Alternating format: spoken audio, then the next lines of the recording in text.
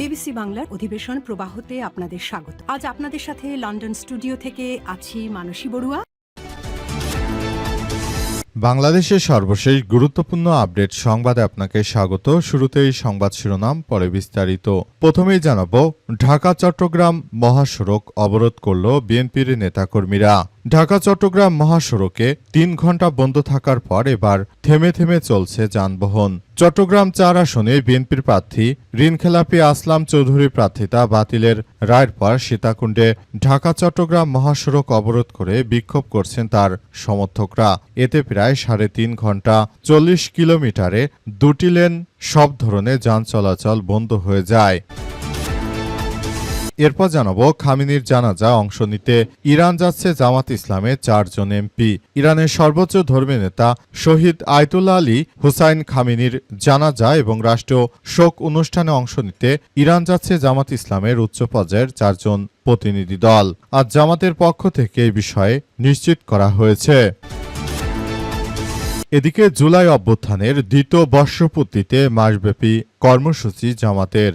শেখ হাসিনা পালিয়ে যাবার পর প্রায় 2 বছর হয়ে গেল। এবার জামাত ইসলাম দ্বিতীয় বর্ষপূর্তি উপলক্ষে মাসব্যাপী কর্মসূচির ঘোষণা দিয়েছে। জামাত ইসলামের পক্ষ থেকে বলা হয়েছে যে স্বৈরাচার পালিয়ে গিয়ে ভারতে বসে বাংলাদেশের বিরুদ্ধে যে ষড়যন্ত্র করছে সেই ষড়যন্ত্র প্রতিহত করতে মাঠে থাকবে বাংলাদেশ জামাত ইসলাম সহ 11 দলীয় জোট। জামাতের পক্ষ থেকে আজ এসব বিষয় নিশ্চিত করা হয়েছে। এবারে জানাবো, আমার জীবন বাংলাদেশের মানুষের জন্য উৎসর্গ করেছি বললেন শেখ হাসিনা।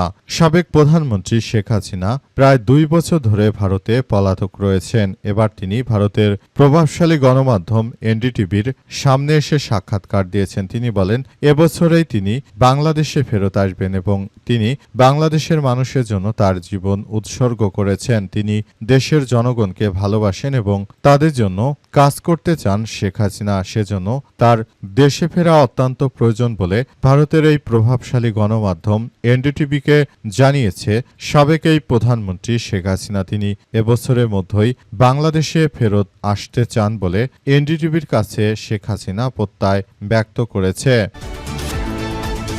এবং সর্বশেষ জানাবো, ব্রিজ নির্মাণে রডের পরিবর্তে বাঁশের কঞ্চি।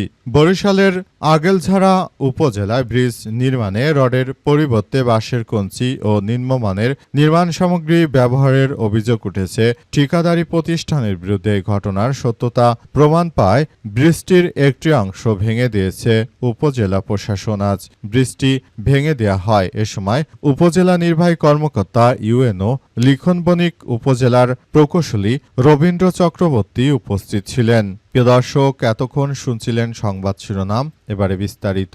তবে তার আগে বন্ধুরা, অনুরোধ থাকবে এই সংবাদটিতে একটি লাইক দিন। এই চ্যানেলে আপনি নতুন হয়ে থাকলে আমাদের সংবাদটি দেখতে দেখতে চ্যানেলটি সাবস্ক্রাইব করে রাখুন। কমেন্ট করে বন্ধুরা আপনার মূল্যবান মতামত জানিয়ে দিন আপনি বিশ্বের কোন দেশ থেকে বা বাংলাদেশের কোন স্থান থেকে আমাদের সংবাদটি দেখছেন এবং শুনছেন। আর বন্ধুরা, আজকের এই সংবাদ সম্পর্কে আপনার মূল্যবান মতামত কমেন্ট বক্সে কমেন্ট করে জানিয়ে দিন। গাজা যুদ্ধে আপনি যদি নিরীহ ফিলিস্তিনিদের ভালোবেসে থাকেন, কমেন্টে ইয়েস লিখে পুরো বিশ্ববাসীকে আমাদের এই তাজা আপডেটটি দেখার সুযোগ করে দিন। এবারে বিস্তারিত। ঢাকা চট্টগ্রাম মহাসড়ক অবরোধ 3 ঘণ্টা বন্ধ থাকার পর থেমে থেমে চলছে যানবাহন। চট্টগ্রাম 4 আসনে বিএনপির প্রার্থী আসলাম চৌধুরী প্রার্থিতা বাতিলের রায়ের পর সীতাকুণ্ড ঢাকা চট্টগ্রাম মহাসড়ক অবরোধ করে বিক্ষোভ করছে তার সমর্থকরা। এতে প্রায় 3.5 ঘণ্টায় সড়কের 40 কিলোমিটারে 2টি লেনে সব ধরনের যান চলাচল বন্ধ ছিল। যানজটে আটকে পড়ে গরমের মতো অসহনীয় দুর্ভোগ পোহাতে হয় হাজার হাজার যাত্রীকে। তবে পুরোপুরি যানজট নিরসন হতে আরও সময় লাগবে বলে জানায় হাইওয়ে পুলিশ। আজ 30 জুন বিকাল 3টা থেকে মহাসড়কে ছোট ছোট দারোগারহাট এলাকায় তার অনুসারীরা মহাসড়ক অবরোধ করে বিক্ষোভ করেন। পরে বড় দারোগারহাট ভাটিয়ারি ও কুমিরা এলাকায় সড়কে ব্যারিকেড দিলে গাড়ি চলাচল বন্ধ হয়ে যায়। মিনহাজউদ্দিন নামের এক শিক্ষক বলেছেন যে আসলাম চৌধুরী সংসদ সদস্য হিসেবে শপথ নিতে পারবেন না বলে রায় দিয়েছে আদালতের জন্য ওনার লোকজন মহাসড়ক অবরোধ করে রেখেছে। প্রায় 1 ঘন্টার মতো জ্যামে আটকে আছি, গরমে অসহ্য হয়ে গেছি।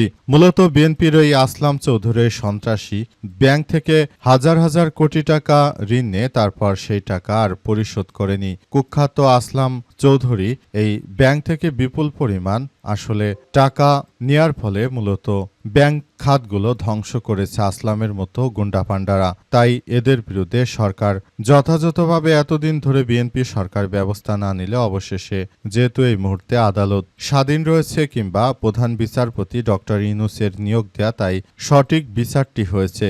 কিন্তু এই প্রধান বিচারপতিকে সরিয়ে নতুন করে যদি কোনো বিচারপতি দেয়া হতো তাহলে হয়তো এই রায় কখনোই কার্যকর হতো না। মূলত ডক্টর ইউনূসের সময় একজন নিরপেক্ষ প্রধান বিচারপতি পেয়েছি আমরা, সুতরাং সেজন্য এই আসলাম চৌধুরীর মতো কুখ্যাত যারা বাটপার রয়েছে, যারা ব্যাংক থেকে হাজার হাজার কোটি টাকা লুটপাট করেছে, এই কুখ্যাত সন্ত্রাসীরা তারা বাংলাদেশের দুশ্মন। এদের মতো ব্যক্তিদের এই রায় আরও অনেক আগে হওয়া উচিত ছিল। প্রশ্ন, বিএনপি দলের প্রতি তারা এই ধরনের ঋণখেলাপি ব্যক্তিদেরকে কিভাবে মনোনয়ন দিল? আর বাংলাদেশে যারা কথিত নির্বাচন কমিশন রয়েছে, কথিত এই নির্বাচন কমিশনগুলোর কাছে প্রশ্ন যে তারা এসব ঋণখেলাপিদের কিভাবে মনোনয়ন দিল।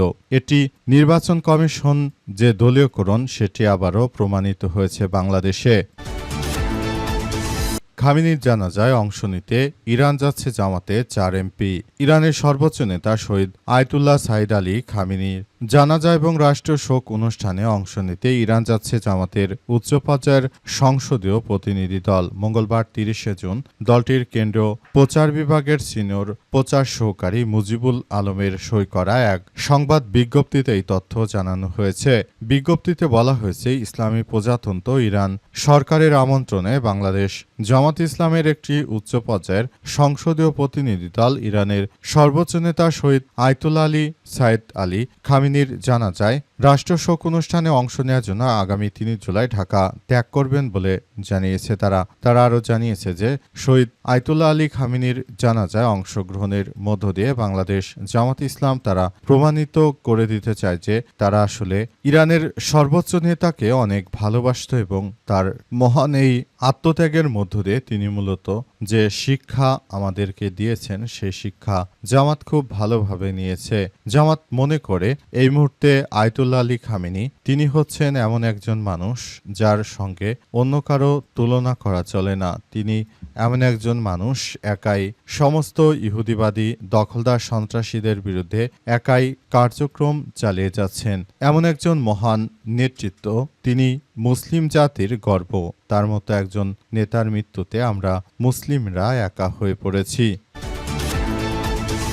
জুলাই গণঅভ্যুত্থানের দ্বিতীয় বর্ষপূর্তিতে মাসব্যাপী কর্মসূচি জামাত ইসলামের।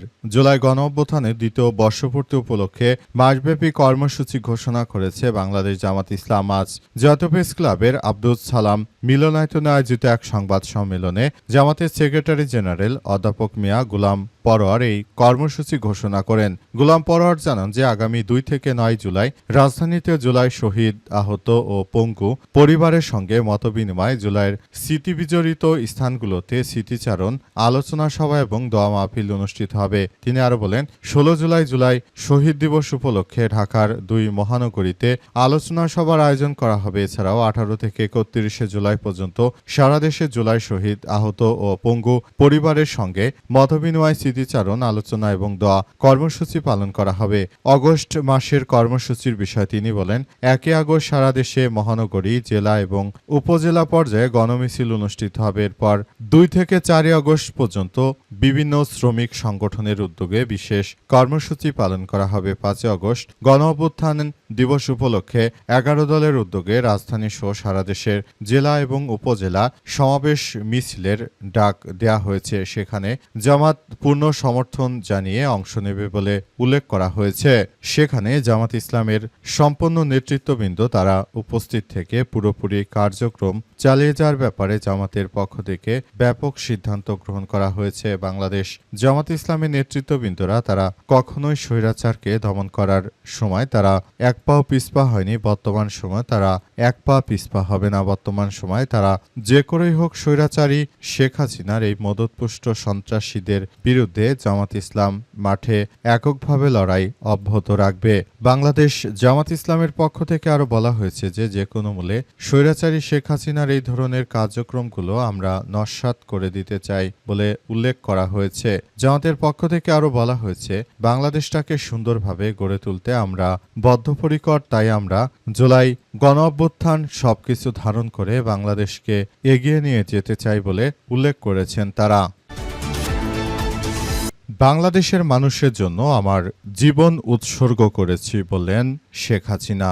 বাংলাদেশ থেকে পালিয়ে যাওয়া সাবেক প্রধানমন্ত্রী শেখ হাসিনা এবার দীর্ঘ প্রায় 2 বছর পর মুখোমুখি হয়েছেন ভারতের গণমাধ্যম এনডিটিভির কে দেয়া একান্ত সাক্ষাৎকারে শেখ হাসিনা জানিয়েছেন যে আমি আমার জীবনকে বাংলাদেশের জনগণের জন্য উৎসর্গ করে দিয়েছি, আমি বাংলাদেশে ফেরত যেতে চাই। এই বছরের মধ্যেই তিনি নাকি বাংলাদেশে ফেরত আসবেন। শেখ হাসিনা বলেছেন দেশের মানুষ আমাকে অনেক ভালোবাসে, আমি বাংলাদেশে ফেরত যেতে চাই। তিনি আরও জানিয়েছেন যে বাংলাদেশটাকে ভালোবেসে তিনি বাংলাদেশের জন্য এত কাজ করেছেন, পদ্মা সেতু, মেট্রো রেল, তারপর পারমাণবিক বিদ্যুৎ কেন্দ্র সহ প্রায় সবকিছুই শেখ হাসিনা করেছেন বলে জানান তিনি। তাই শেখ হাসিনা আরও জানিয়েছেন যে সেটি অত্যন্ত গুরুত্বপূর্ণ বিষয়। আমি বাংলাদেশকে ভালোবেসেছি, আমার পিতা বাংলাদেশকে স্বাধীনতার জন্য অনেক পরিশ্রম করেছে, সবকিছু করেছি।